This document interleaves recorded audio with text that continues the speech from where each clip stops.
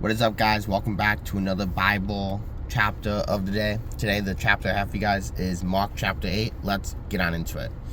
Jesus feeds the 4,000. Let's lower that first. During those days, another large crowd gathered. Since they had nothing to eat, Jesus called his disciples to him and said, I have compassion for these people. They have already been with me 3 days and have nothing to eat. If I send them home hungry, they will collapse on the way because some of them have come a long distance. His disciples answered, But where in this remote place can anyone get enough bread to feed them? How many loaves do you have? Jesus asked. 7, they replied. He told the crowd to sit on the ground. When he had taken the 7 loaves and given thanks, he broke them and gave them to his disciples to distribute to the people, and they did so. They had a few small fish as well. He gave thanks for them also and told the disciples to distribute them. Then people ate and were satisfied.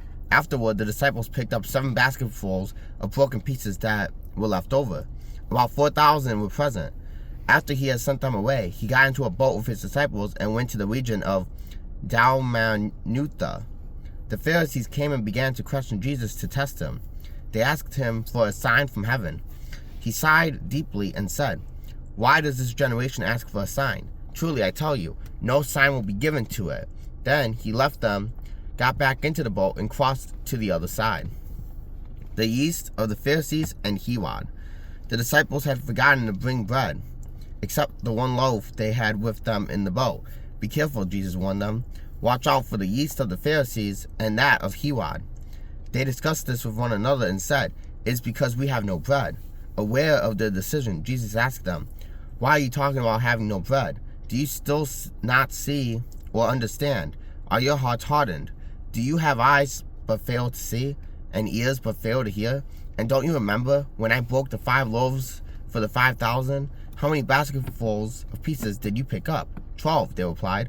And when I broke the 7 loaves for the 4,000, how many basketfuls of pieces did you pick up? They answered, 7. He said to them, Do you still not understand? Jesus heals a blind man at Bethsaida. They came to Bethsaida, and some people brought a blind man and begged Jesus to touch him. He took the blind man by the hand and led him outside the village. When he had spit in the man's eye and put his hands on him, Jesus asked, Do you see anything? He looked up and said, I see people. They look like trees walking around. Once more, Jesus put his hands on the man's eyes. Then his eyes were opened. His sight was restored, and he saw everything clearly. Jesus sent him home, saying, Don't even go into the village. Peter declares that Jesus is the Messiah. Jesus and his disciples went on to the villages around Caesarea Philippi.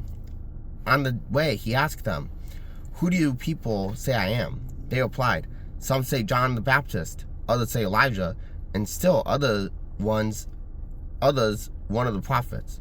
But what about you? He asked, Who do you say I am? Peter answered, You are the Messiah. Jesus warned them not to tell anyone about him. Jesus predicts his death. He then began to teach them that the Son of Man must suffer many things and be rejected by the elders, the chief priests, and the teachers of the law, and that he must be killed and after 3 days rise again. He spoke plainly about this, and Peter took him aside and began to rebuke him. But when Jesus turned and looked at his disciples and rebuked Peter, Get behind me, Satan, he said. You do not have in mind the concerns of God, but merely human concerns. The way of the cross. Then he called the crowd to him along with his disciples and said, Whoever wants to be my disciple must deny themselves and take up the cross and follow me. For whoever wants to save their life will lose it. But whoever loses their life for me and for the gospel will save it. What good is it for someone to gain the whole world, yet forfeit their soul? Or what can anyone give in exchange for their soul? If anyone is ashamed of me and my words in the adulterous and sinful generation, the Son of Man will be ashamed of them when he comes in his Father's glory with the holy angels. Alright, guys, that is it for